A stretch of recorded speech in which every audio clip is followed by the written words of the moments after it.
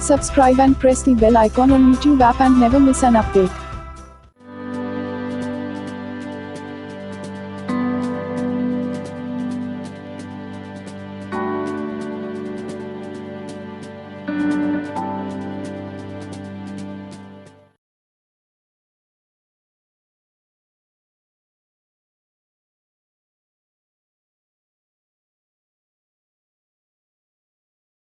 Hello dear friends, welcome to target education. तो basically ध्यान देंगे, आज के वीडियो में मैं डिस्कस करने जा रहा हूं the next tool used for the evaluation of central tendency of any collected data and the tool which will be discussing in today's class is gonna be mode. Mode से पहले मैंने median discuss किया, median से पहले मैंने क्या किया है, एवरेज या मीन डिस्कस किया है। तो आज के वीडियो में मैं अपने आप को कन्फाइन करूंगा रिगार्डिंग द मोड। मैंने पहले भी बोला था सेंट्रल टेंडेंसी की इवैल्यूएशन के लिए जो बेस्ट टेक्निक है वो मीन है, लेकिन बाद में मैंने इसको काउंटर भी किया था कि कुछ स्पेशलाइज केस में शायद मीडियन जो है वो क्या है, मीन से अच्छा टूल है for the evaluation of central tendency. अब इसको मैं फिर से एक बार काउंटर करूंगा कि कुछ स्पेशलाइज्ड प्रैक्टिकल केस में even the mode is better than the mean as well as median. ठीक है, तो चलिए मैं अगर इसका देखता हूं, मोड के लिए एक प्रैक्टिकल सिचुएशन उठा के देखता हूं। जैसे कि मैंने मीडियन के लिए एक रिएक्टर का केस लिया था, फिर से एक रिएक्टर का केस ले रहा हूं। किसके लिए? मोड के लिए। ध्यान देना, बाय द वे कुछ एक ऐसा केस है, ये क्या है, आपके पास एक न्यूक्लियर रिएक्टर है। न्यूक्लियर रिएक्टर का क्या है, एक वेसल है। ठीक है, न्यूक्लियर रिएक्टर के वेसल से मैंने क्या किया है, 3 टेम्परेचर स्विच निकाले हुए हैं। टेम्परेचर स्विच जो है वो बेसिकली आपके वेसल के हेल्थीनेस का क्या करता है, जायजा लेता है। अगर बाय द वे इस स्विच का अगर आउटकम 2 फॉर्म में होता है, या तो लॉजिक 0 या लॉजिक 1। अगर बाय द वे पहले स्विच का अगर आउटकम लॉजिक 1 है, इसका मतलब according to the first switch या फर्स्ट टेम्परेचर स्विच आपका वेसल जो है वो क्या है, सेफ है। बाय द वे अगर सेकंड स्विच के साथ भी वही केस है, अगर इसका आउटपुट अगर क्या है, लॉजिक 1 है, तो वेसल सेफ है। और सिमिलरली थर्ड स्विच के साथ भी वही कंडीशन है, अगर इसका आउटपुट अगर लॉजिक 1 है तो वेसल क्या है, सेफ है। और if there output is 0, I assume कि वेसल में कहीं ना कहीं कुछ प्रॉब्लम्स है इन टर्म्स ऑफ टेम्परेचर। शायद टेम्परेचर वेसल में क्या कर चुका है, शूट कर चुका है। तो यहां ध्यान देना, यहां मैं continuous monitoring of the temperature नहीं ले रहा हूं, तो इनके आउटकम 2 डिस्क्रीट फॉर्म में हो सकते हैं, या तो 0 या फिर 1 के फॉर्म में, 0 या 1। और यहां क्लियर रखना, मैंने पहले बताया 0 का मतलब कहीं ना कहीं देयर इज प्रॉब्लम, और आई कैन से आपका क्या है, ये अनहेल्थी केस है, या टेम्परेचर जो है वेसल के अंदर बहुत ज्यादा सूट हो गया है। और 1 जो है वो क्या है, हेल्थी केस है। ठीक, लॉजिक 1 और लॉजिक 0। बाय द वे आपने फिर से क्या किया है, इस पूरे के पूरे 3 इनपुट को अपने कंट्रोल रूम तक लेके आया, जैसे आपने पहले किया था। Let's take this is what my control room. ये क्या है, मेरा कंट्रोल रूम है, control room CR control room. और तीनों के तीनों इनपुट को आपने फीड किया है। एक टाइम पे इसका आउटकम या तो 0 होगा या 1 होगा। 0 है, इसका मतलब यहां टेम्परेचर वेल कंट्रोल्ड है, या फिर मैं बोल सकता हूं वेसल सेफ है। और 1 का मतलब, और 0 का मतलब क्या है, टेम्परेचर काफी शूट कर चुका है और आपका जो रिएक्टर है वो क्या है, अनहेल्थी है। इसका मतलब कहीं ना कहीं आपको रिएक्टर को क्या करना है, स्विच ऑफ करना है। अब देखो, इसमें कहानी ऐसी है कि अगर मैंने एक सिचुएशन ऐसा माना है, इसके रिस्पॉन्स को मैंने x लिया है, इसके रिस्पॉन्स को मैंने y लिया है, और इसके रिस्पॉन्स को मैंने z लिया है। तो x, y, z के कितने पॉसिबल कंडीशंस हो सकते हैं, x, y और z। मैंने पहले भी बोला था इनके आउटपुट केवल लॉजिक के फॉर्म में होंगे। इसका मतलब कितने आउटकम हो सकते हैं, 0, 0, 0। इसका मतलब तीनों के तीनों जो टेम्परेचर स्विच है वो बोल रहे हैं कि कायदे से आपका रिएक्टर क्या है, अनहेल्थी है। तब उस केस में ये जो कंट्रोल रूम का एल्गोरिदम है वो क्या मान के चलेगा, आपका वेसल हेल्थी है या अनहेल्थी है। आप भी सोचो, अगर लॉजिकली आप डिजाइन करोगे कायदे से एक पूरा का पूरा एल्गोरिदम, अगर बाय द वे तीनों के तीनों स्विच बोल रहे हैं कि the temperature has been raised so much, या फिर टेम्परेचर जो है आपकी इमरजेंसी टेम्परेचर से एक्सीड कर चुका है, उस केस में आप इसको क्या मानेंगे, आपका रिएक्टर हेल्थी मानेंगे या अनहेल्थी मानेंगे। डेफिनेटली उस केस में मैं अगर रिस्पॉन्स को मैं R से रिफर कर रहा हूं, उस केस में मैं मान के चलूंगा क्या, अनहेल्थी। और डेफिनेटली मैं क्या करूंगा, रिएक्टर को शट डाउन करूंगा। लेकिन जैसे कि मुझे ये पता है इट्स अ डिजिटल लॉजिक, 3 अगर आपके पास अलग अलग बिट्स हैं तो डेफिनेटली आपके 8 डिफरेंट कंडीशंस बन सकते हैं, विच इंक्लूड्स दिस इट्स 0 1 1 1 0 0 1 0 1 1 1 0 1 1 1। आप ये मान के चलेंगे इस केस में आप रिएक्टर को हेल्थी मानेंगे या अनहेल्थी मानेंगे। यहां आपका दो जो टेम्परेचर स्विच है वो बता रहा है कि आपका रिएक्टर अनहेल्थी है, तो अपने मेजोरिटी के साथ चले गए, बोल रहे हो कि सर दो अगर बाय द वे स्विच बोल रहा है कि आपका रिएक्टर अनहेल्थी है तो आप मान के चलो रिएक्टर क्या है, अनहेल्थी है। बाय द वे अगर आपके दो फिर से यहां क्या कर रहे हैं, एक्स और वाई जो स्विच है वो बता रहे हैं आपके रिएक्टर अनहेल्थी है, आप फिर से मान के चलोगे रिएक्टर क्या है, अनहेल्थी है, और उस समय शायद आप कुछ कंट्रोल एक्शन ले लो, शायद रिएक्टर को बंद कर दो। अब सिमिलरली जो नेक्स्ट केस है वहां दो बोल रहे हैं कि कायदे से आपका रिएक्टर क्या है, हेल्थी है, और एक बोल रहा है अनहेल्थी है, तो मैं इसको मान सकता हूं 1। क्यों? क्योंकि इसमें से दो ने क्या बोला है, आपके रिएक्टर को हेल्थी बोला है और एक ने रिएक्टर को अनहेल्थी बोला है। ये डिफरेंसेस क्यों आते हैं? हो सकता है कल के दिन टेम्परेचर स्विच फेल कर जाए, तो हो सकता है वो क्या कर रहा है, स्पूरियस आउटपुट दे रहा है, 0 की जगह में 1 दे रहा है या 1 की जगह में 0 दे रहा है, तो उस केस में आप क्या करोगे, मेजोरिटी के साथ जाओगे। मेजोरिटी अगर बाय द वे 0 बोल रहा है तो आपका आउटपुट जो होगा आप मान के चलोगे कि आपका जो क्या है, रिएक्टर 1 सेफ है, और अगर आपका मेजोरिटी 1 बोल रहा है तो आप मान के चलोगे आपका रिएक्टर क्या है, सेफ है। सिमिलरली यहां मेजोरिटी किसकी है, 0 की 0, मेजोरिटी किसकी है, 1 की 1, यहां मेजोरिटी किसकी है, 1 की 1, यहां मेजोरिटी किसकी है, 1 की 1। आप चाहो तो इसको क्या कर सकते हो, के मैप से पूरा का पूरा इसका रिस्पॉन्स के लिए इक्विवेलेंट लॉजिक भी निकाल सकते हो, तो it's gonna be X Y plus Y Z plus Z X. यार आपने एक चीज ध्यान दिया, यहां आपने रिस्पॉन्स आर को डिसाइड कैसे किया, आपने ये देखा कि इस केस में जिसका रिपीटेशन सबसे ज्यादा है, जैसे 0 0 0 ही थे, इसका रिपीटेशन सबसे ज्यादा है, आपने उसको रिस्पॉन्स मान लिया। इस केस में 0 का रिपीटेशन ज्यादा है, 0 2 बार आया है, 1 1 बार आया है, आपने रिस्पॉन्स को 0 ले लिया। यहां 0 2 बार आया है और 1 1 बार आया है, इसने फिर 0 ले लिया। 0 1 बार आया है और 1 2 बार आया है, तो आपने इसको 1 ले लिया। आपने किया क्या है, जो सबसे ज्यादा फ्रीक्वेंट रिपीटेड डेटा है उसको आपने क्या किया है, पिक किया है, और उसको आपने क्या माना है, रिजल्ट माना है, और यही ही पूरा का पूरा अप्रोच यूज होने जा रहा है मोड में। तो आज के बाद से ध्यान देना, आप मोड चाहे किसका यूज करें, ग्रुप डेटा का यूज करें या अनग्रुप डेटा का यूज करें, बेसिकली जो डेटा क्या हो, हाईएस्ट रिपीटिंग हो, वही डेटा आपका क्या होने जा रहा है, मोड होने जा रहा है। तो यार एक्चुअली में ध्यान देना, न्यूक्लियर रिएक्टर में अगर केवल आपको लॉजिक 1 और 0 के फॉर्म में अगर रिस्पॉन्स चाहिए होगा तो वहां अपन किसका यूज करते हैं, मोड एल्गोरिथम का यूज करते हैं। जो मेजोरिटी बोल रहा है अपन उसको मान के चलेंगे, that is the actual condition of the reactor.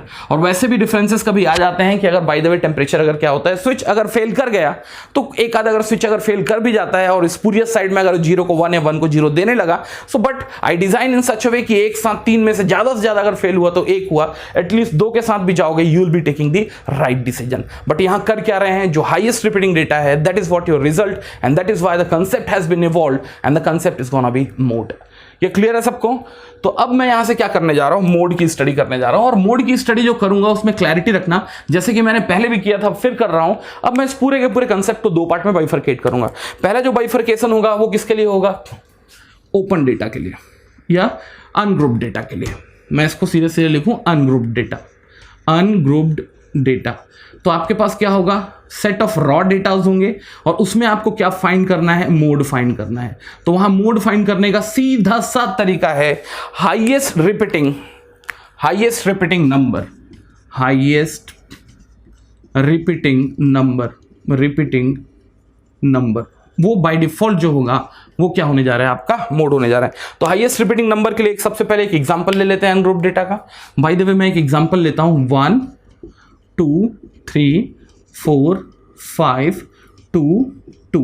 ध्यान देना, 1 1 बार आया है, 3 1 बार आया है, 4 1 बार आया है, 5 1 बार आया है, और 2 कितनी बार आया हुआ है, यहां पर 3 आया हुआ है। तो जो भी डेटा हाईएस्ट क्या हो, इनकरिंग हो या हाईएस्ट रिपीटिंग हो, बाय डिफॉल्ट जो होगा वही आपका क्या होने जा रहा है, मोड होने जा रहा है। जैसे कि यहां 0 सबसे हाईएस्ट टाइम रिपीट हुआ था, आपने क्या लिया था, उसका मोड एल्गोरिदम लिया था, आपने मान के चला कि आपका रिएक्टर अनसेफ है। यहां फिर से 0 जो है वो हाईएस्ट टाइम क्या हो रहा है, इनकर कर रहा है, आपने रिस्पॉन्स माला 0। तो ओवरऑल ये पूरा का पूरा एक्स वाई और जेड से मिला के आपने जो रिस्पॉन्स बनाया है वो किसका रिस्पॉन्स बनाया है, मोड का रिस्पॉन्स बनाया है। और मोड को एक्चुअली में एल्गोरिदम के लिए प्रोग्राम करना बड़ा आसान है, आप आराम से लॉजिक के फॉर्म में इसको प्रोग्राम कर सकते हैं। आप एक काम करेंगे, के मैप बनाएंगे आसानी से, 8 डब्बे होंगे, 8 डब्बे में 0 0 0 की पोजीशन में आप 0 डालना, 0 0 1 की पोजीशन में 0, यहां 1 1 1 1। तो यहां से आपको रिजल्ट समझ में आएगा, X Y plus Y Z plus Z X. आप केवल कुछ नहीं, आपके पास कंट्रोल रूम में कंप्यूटर सिस्टम होगा, उसमें आप प्रोग्राम करो क्या, X Y plus Y Z plus Z X, और इसका जो रिजल्ट होगा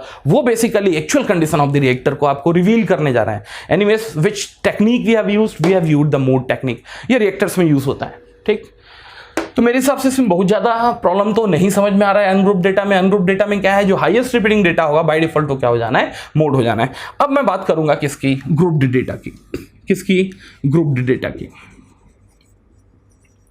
ग्रुप डेटा की। तो जैसे मैंने क्या किया था, ध्यान देना, मीडियन के लिए मैंने एक न्यूमेरिकल्स लिया था और उन न्यूमेरिकल के थ्रू ही मैंने ट्राई किया था कि आप कायदे से मीडियन इवैल्यूएशन और मीडियन का बेसिक फंडामेंटल इंक्लूडिंग इस फॉर्मूला ज्यादा अच्छे से समझ पाए। तो मैं फिर से वही करने जा रहा हूं। I am going to take one problem which is based on mode. So मुझे क्या करना है, मोड का कैलकुलेशन करना है for the given group data and definitely this will be a close group data. We have already seen कि अगर आपको एक फॉर्मूला बेस्ड कैलकुलेशन अगर करना है तो जो ग्रुपिंग होगी वो क्लोज ग्रुपिंग ही होनी चाहिए, because otherwise the value of C, which is nothing but the width of the class interval, will be non-uniform, hence a unique formula cannot be used.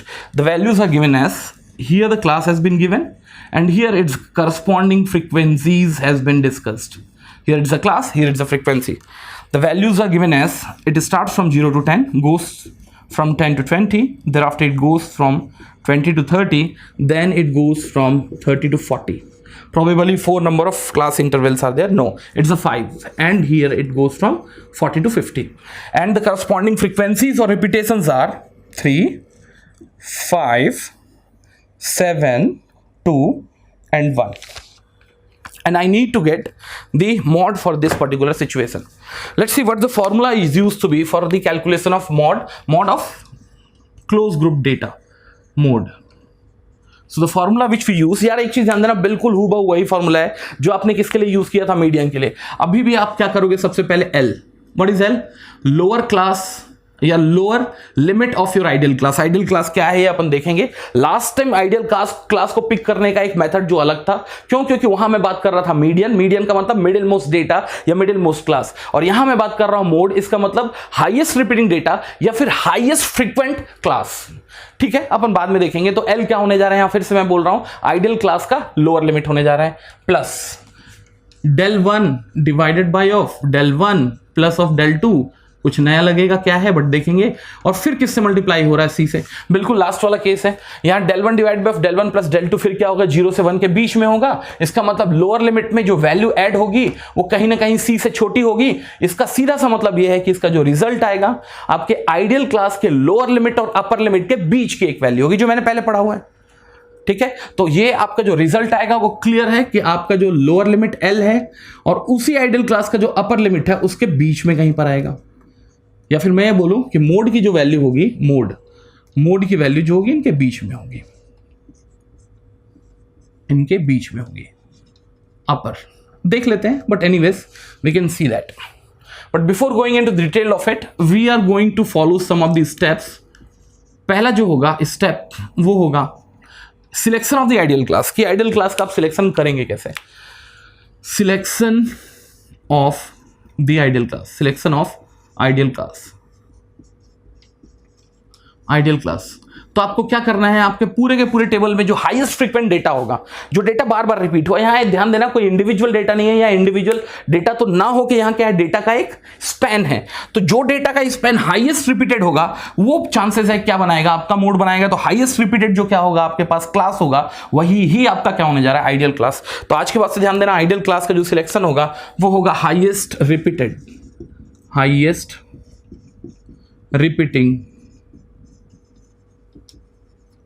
Class, highest repeating class. तो definitely ये देख के समझ में आ रहा है sir, जो class की फ्रीक्वेंसी सबसे ज्यादा है वही ही क्या होगी, आपकी आइडियल क्लास होगी। ध्यान देना, मीडियन के लिए ये पूरा का पूरा फंडामेंटल या phenomena selection of the ideal class was quite different. तो मैंने इसको क्या कर लिया, सिलेक्ट कर लिया है। ये कौन सा क्लास है, फर्स्ट सेकंड थर्ड क्लास जो होगा वो क्या होगा, आपका आइडियल क्लास होगा। छोटा सा एग्जांपल ले रहा हूं, अगर प्रॉब्लम होता 3, 5, 7, 8, 1, तो कहीं ना कहीं 30 और 40 जो होता वो क्या होता, आपका आइडियल क्लास होता। प्रॉब्लम होता अगर बाय द वे 10, 5, 7, 2, 1, तो आपका जो यही होता ये क्या हो जाता, आइडियल क्लास। या फिर जो हाईएस्ट फ्रीक्वेंट जो क्लास होगा बाय डिफॉल्ट वही क्या होगा, आपका आइडियल क्लास होगा, as far as what mode is concern.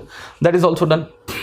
और जैसे ये सिलेक्ट होता है, so I may able to choose the value of L, del 1, then del 2, then C. What is the L over there? The L is nothing but, as we have seen, L is nothing but lower limit of your ideal class. ideal class. So that's quite sure this 20 is gonna be your lower limit. 20. Agreed? Similarly, what is del 1? Del 1 is nothing but difference between the current frequency minus the previous frequency. So ideal class की current frequency जो है 7, उसको मैंने बोला है f, और उसके पहले के जो क्या है प्रीवियस फ्रीक्वेंसी, इसको मैंने बोला है f ऑफ -1. तो ये वैल्यू जो होने जा रही है इस प्रॉब्लम के लिए वो होने जा रही है 7 - 5 is equals to 2. Similarly del 2 is equals to of current frequency minus of future frequency. इसको मैंने लिखा है f of +1. So here is gonna be 7 - of 2. 7 - of 2 and that will be equals to of 5. That will be equals to of 5. यार एक चीज ध्यान देना, del 1 और del 2 जो होंगे हमेशा पॉजिटिव होंगे. रीजन, आपने जो f लिया है वो हाईएस्ट फ्रीक्वेंट डेटा लिया है, तो एडजेसेंट जितने भी क्या होंगे फ्रीक्वेंसी कंपोनेंट होंगे वो कहीं ना कहीं उससे क्या होंगे, कम होंगे. तो यार एक सीधी सी बात समझ में आती है, del 1 del 2 ये सब के सब क्या है, पॉजिटिव है. ऊपर में del 1 है और नीचे में del 1 प्लस समथिंग और एक पॉजिटिव वैल्यू है, तो ये डेफिनेटली ये जो वैल्यू होगी वो किसके बीच में लाई करेगी, 0 से 1 के बीच में लाई करेगी. क्लियर है ना? अगर del 1 पॉजिटिव है, नीचे del 2 भी पॉजिटिव है, तो del 1 divide by del 1 plus del 2 will fall under always in all of the scenario.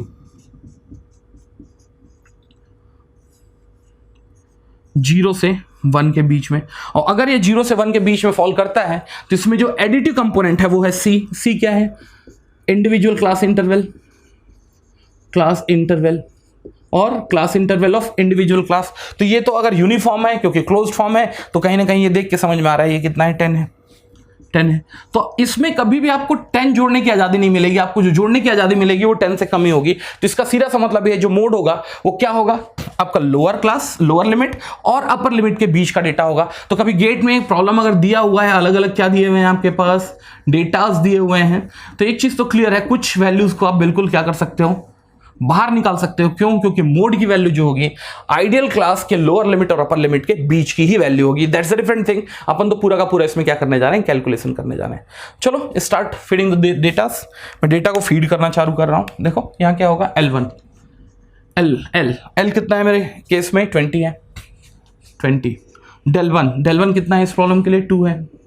ये कितना है, 2 है. ये कितना है, 5 है. ये कितना है, 10 है.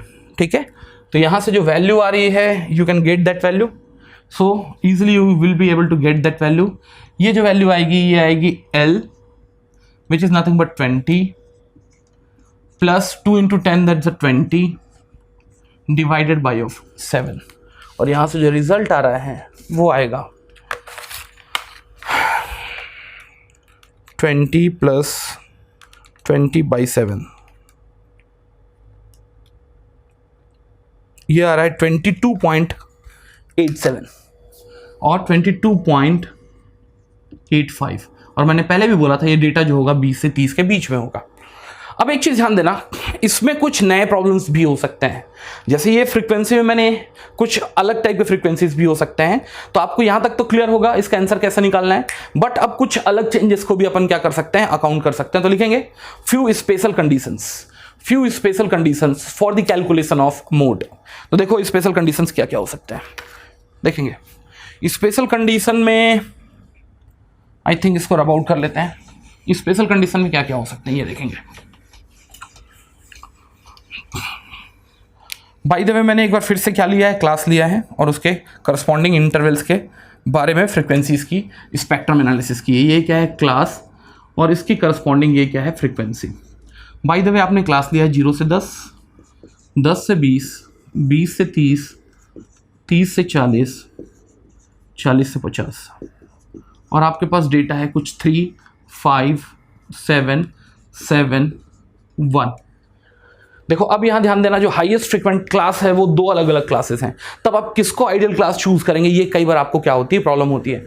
तब हमेशा ध्यान देना इसमें से जो सबसे फर्स्ट क्लास होगा वो चूज होगा आइडियल क्लास की तरह. क्यों ऐसा? अगर बाय द वे आपने इसको आइडियल क्लास चूज कर लिया तो आपके del 1 की value which is f of -1 कितनी हो जाएगी, 0 हो जाएगी. और उस केस में आपका जो मोड हो जाएगा वो कायदे से इस प्रॉब्लम का लोअर लिमिट हो जाएगा. उस चीज को अवॉइड करने के लिए हमेशा ध्यान देना, मैं नीचे वाले डेटा को ना चूज करके जो आपका जो हाईएस्ट फ्रीक्वेंट डेटा का सबसे फर्स्ट क्या होगा, क्लास होगा, उसको मैं क्या मान के चलता हूं, हमेशा और हमेशा आइडियल क्लास मान के चलता हूं। तो इस केस में ये क्या होगा, आइडियल क्लास होगा। और अगर इसने आपने आइडियल क्लास ले लिया तो del 1 will not be equals to 0। ये पहला केस है। दूसरा केस हो सकता है, फिर से मैं ले रहा हूं क्लास और इसके करस्पॉन्डिंग फ्रीक्वेंसीज के बारे में अंडरस्टैंडिंग्स क्रिएट कर रहा हूं। ये होगा 0 से 10, 3 10 से 20, 7 मान लो, चलो 7, 20 से 30, 5, 30 से 40, 7। इस केस में आप दोनों में से किसी को भी क्या मान सकते हो, देखो हाईएस्ट फ्रीक्वेंट डेटा, चलो इसको 3 लो, इसको भी 3 लो। यार मेरे को तीनों 3 के रिपीटेशन से कोई मतलब नहीं है, मेरे को तो हाईएस्ट फ्रीक्वेंट डेटा चाहिए। तो हाईएस्ट फ्रीक्वेंट डेटा या हाईएस्ट फ्रीक्वेंट क्लास जो है, अब यहाँ क्या है, आप कॉन्ट्रैक्ट कर रहे हैं, कॉन्ट्रैक्ट कर रहे हैं, इसका मतलब 10 से 20 भी 7 बार रिपीट हुआ है, 30 से 40 भी 7 बार रिपीट हुआ है। उस केस में you can choose either this as a first class और either this as a first class. Yes, answer might get different, but यहां एक चीज ध्यान देना, आंसर माइट गेट डिफरेंट। इसके नीचे ये भी है ना, ओके 40 to 50 इसको ले ली, आंसर माइट गेट डिफरेंट। इसीलिए कभी भी गेट में अगर प्रॉब्लम आएगा तो आप ये मान के चलना कि आपका जो हाईएस्ट फ्रीक्वेंट डेटा है वो कभी भी रिपीटेड नहीं होगा, ठीक है। तो ये केस थोड़ा सा आप ध्यान रखेंगे। और इसका स्पेशल केस एक और भी हो सकता है,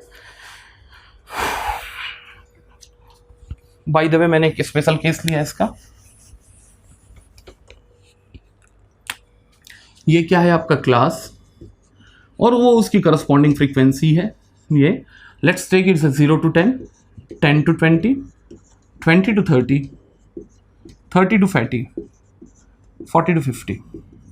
और बाय द वे कुछ वैल्यू है 9, 9, 9, 9, 9। इस केस में you will not be able to calculate your mode, no. क्यों? क्योंकि आपको ये समझ में नहीं आएगा कि आपका हाईएस्ट फ्रीक्वेंट क्लास क्या है, या फिर मैं ये बोलूं कि ये सब के सब क्लास जो है वो क्या है, इक्वली एक्सपेक्टेड हैं। उस केस में जैसे मैंने मोड को डिफाइन किया है, द हाईएस्ट फ्रीक्वेंट क्लास या हाईएस्ट फ्रीक्वेंट जो डेटा होगा वही ही आपका मोड होगा। उस केस में आप इसका मोड का इवेल्युएशन ही नहीं कर सकते। ये सर पार्ट लिया। तो अब मैं मान के चल रहा हूं कि आपको मीन, मीडियन और मोड का एक फेयर अंडरस्टैंडिंग आ गया होगा। और तीनों को मैंने क्या बोला है, सेंट्रल टेंडेंसी बोला है। रीजन क्या है, देखो एक चीज ध्यान देना, अगर आपके पास ह्यूज अमाउंट ऑफ डेटा होगा तो उस पूरे के पूरे डेटा को आप देख के कुछ इन्फर नहीं कर सकते। उस डेटा को पूरा का पूरा एनालिसिस करके अगर बाय द वे आप एक डेटा कंक्लूड कर लो तो I think it will be handy to understand कि आपका पूरा का पूरा डेटा का कैरेक्टर कैसा है। जैसे एक छोटा सा एग्जांपल दे रहा हूं, अगर आप रोहित शर्मा की बैटिंग की अगर अंडरस्टैंडिंग देखते हैं तो वो 250 अगर मैच खेल चुका है, कभी 100 बनाया होगा, कभी 150 बनाया होगा, कभी 200 बनाया होगा, सब डेटा मैं आपके सामने पेश कर दूं तो रोहित की आप अंडरस्टैंडिंग नहीं निकाल पाओगे उसकी एक्चुअल परफॉर्मेंस की या फिर एक्चुअल क्लास की। पता कब चलेगा, जब आप उसका एवरेज निकालोगे। एवरेज पता चल रहा है 50 रन पर मैच के आसपास आ रहा है, तो आपको ये देख के समझ में आ रहा है कि हाँ he is a good player. By the way किसी एक प्लेयर का अगर जो पर मैच अगर रन का अगर एवरेज आ रहा है 20, तो आप देख के समझ में आ रहा है it's a poor player. But एक चीज ध्यान देना, ये पता कैसे चला, पूरे के पूरे डेटा से आपने कुछ क्या किया है, डेटा के कैरेक्टर को लिफ्ट किया है। और एक चीज ध्यान देना, ये तीनों के तीनों जो टूल्स थे वो डेटा के सेंट्रल कैरेक्टर को लिफ्ट करता है, चाहे वो मीडियन हो, चाहे वो मोड हो, चाहे वो मीन हो। क्यों? अगर आप मीन निकाल लो या मोड निकाल लो या फिर क्या निकाल लो, मीन, मीडियन, मोड, किसी भी प्रॉब्लम का मीन, मीडियन या मोड निकाल लो, वो हमेशा आपके लोएस्ट डेटा और हाईएस्ट डेटा के बीच ही एग्जिस्ट करता है। इसका मतलब कहीं ना कहीं वो क्या बताने की कोशिश कर रहा है, पूरे के पूरे डेटा की सेंट्रल टेंडेंसी या सेंट्रल कैरेक्टर को डिसाइड करने की कोशिश कर रहा है। So in future it will be very handy to analyse the data rather having a large amount of data, जहां से कंक्लूड करना मेरे लिए उतना आसान नहीं होगा। अगर मेरे पास केवल एक डेटा मेरे पास है, so I will be able to compare them easily. छोटा सा एग्जांपल दे रहा हूं, अगर 10 प्लेयर को अगर आप कंपेयर कर रहे हो, बैट्समैन है, उसका कंपैरिजन आप किस टर्म्स में कर सकते हो? कहीं ना कहीं आप कंपैरिजन देखोगे तो सबसे पहला कंपैरिजन होगा कि इसका क्या है, पर मैच एवरेज रन्स कितना बनाया है। उसके हिसाब से आप अलग अलग प्लेयर को अलग अलग कैटेगराइज कर सकते हो कि अच्छा प्लेयर है, ये मीडियोकर प्लेयर है या पुअर प्लेयर है। लेकिन किया क्या, आपने उसके सेंट्रल टेंडेंसी के बारे में अंडरस्टैंडिंग निकाली, चाहे वो मीडियन हो, चाहे वो मीन हो, चाहे वो मोड हो। और अगर आप ये कैलकुलेशन करेंगे तो ये क्या करते हैं, सेंट्रल टेंडेंसी की वैल्यू कैलकुलेट करती है। जैसे मीन तो उठा के एवरेज लेता है, मिडिल मोस्ट डेटा निकाल लेता है। मीडियन ने भी सबसे पहले सबको स्टैक किया, मिडिल मोस्ट डेटा उठाया। और मोड ने क्या किया, जो हाईएस्ट फ्रीक्वेंट डेटा था, भाई जो हाईएस्ट फ्रीक्वेंट डेटा होगा, पूरा का पूरा जो डेटा होगा उसकी टेंडेंसी कहीं ना कहीं हाईएस्ट फ्रिक्वेंसी डेटा की तरफ इंक्लाइंड होगी। तो बेसिकली इसने कैलकुलेट किया क्या अभी भी सेंट्रल टेंडेंसी। तो ये खत्म होते ही अब मैं इसके बाद जाऊंगा स्टैंडर्ड डेविएशन और वेरिएंस के ऊपर, और उसके बाद अपन सीधे सीधे अपन स्विच करेंगे किसके ऊपर, रैंडम वेरिएबल के ऊपर। Is that part clear? Thank you very much.